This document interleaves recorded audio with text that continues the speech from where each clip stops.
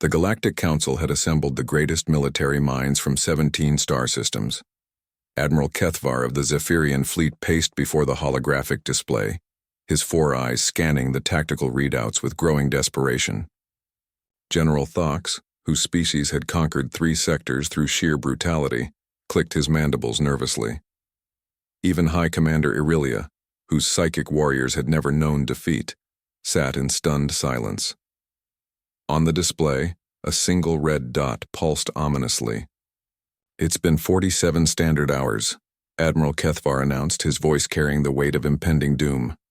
"The Devourer has consumed the 7th Armored Division, the Stellar Marines Elite Battalion, and..."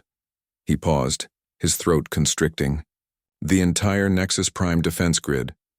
The creature they called the Devourer had emerged from the void 3 days ago, a writhing mass of shadow and hunger that defied classification. It stood 30 meters tall, its form shifting between states of matter as if reality itself couldn't decide what it was supposed to be.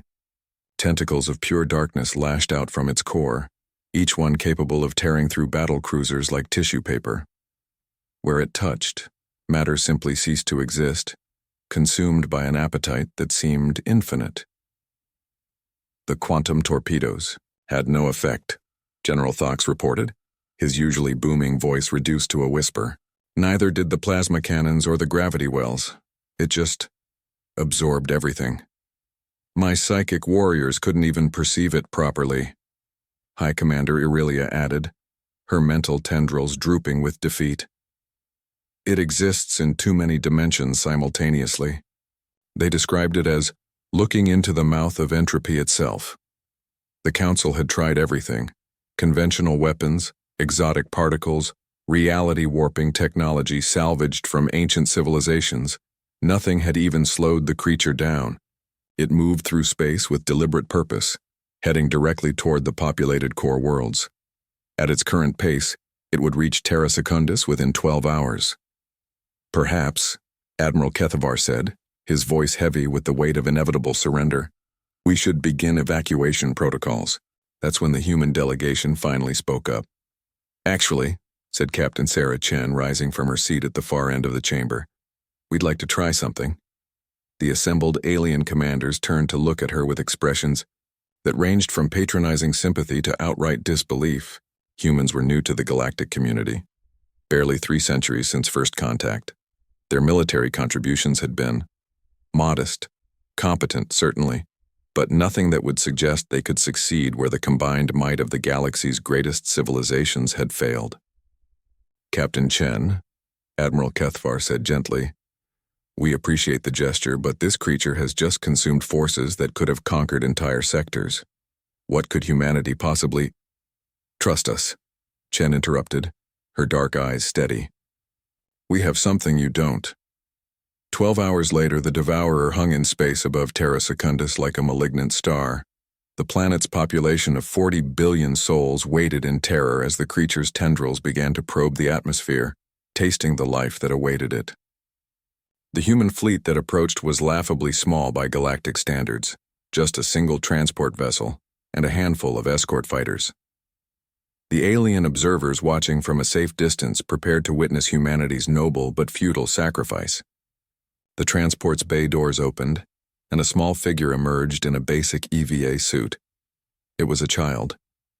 8-year-old Emma Rodriguez floated in the vacuum of space, her breathing steady and calm despite the cosmic horror looming before her.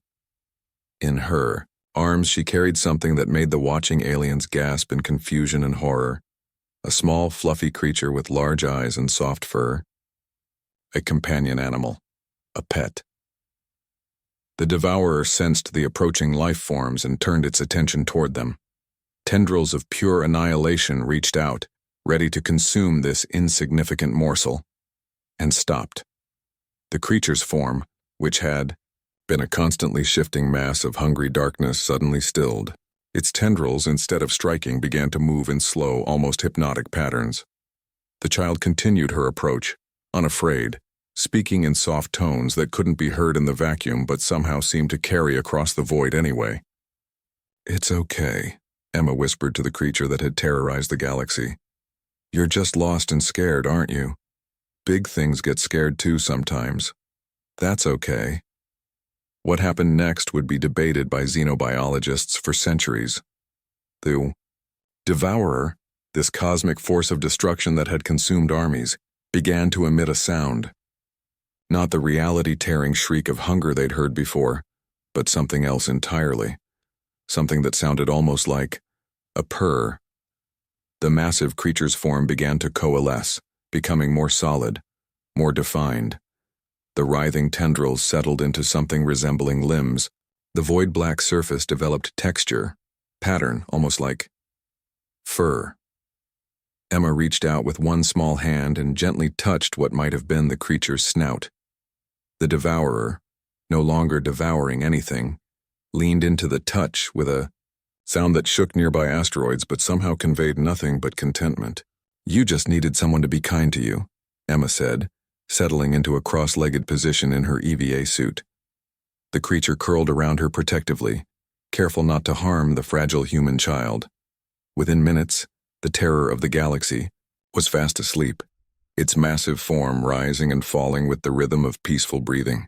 The alien fleets watched in stunned silence as the child sat calmly in the cosmic creature's embrace, occasionally reaching out to pat what everyone now realized was just a very large, very lonely animal that had been frightened and aggressive because no one had ever shown it kindness. "How?"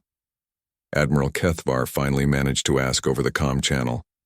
Captain Chen's voice came back warm with pride and amusement. "You tried to fight it. We tried to understand it. Turns out, sometimes the most powerful force in the universe just needs someone to sit with it and show it that it's not alone." As the human transport began preparations to guide their new cosmic friend to a more suitable habitat, the watching aliens began to understand why humanity might just survive in this vast, dangerous galaxy. They had learned something the rest of the galaxy had forgotten. Sometimes the mightiest weapon wasn't a gun or a bomb or a psychic warrior. Sometimes it was simply compassion, and sometimes even the monsters just needed a friend.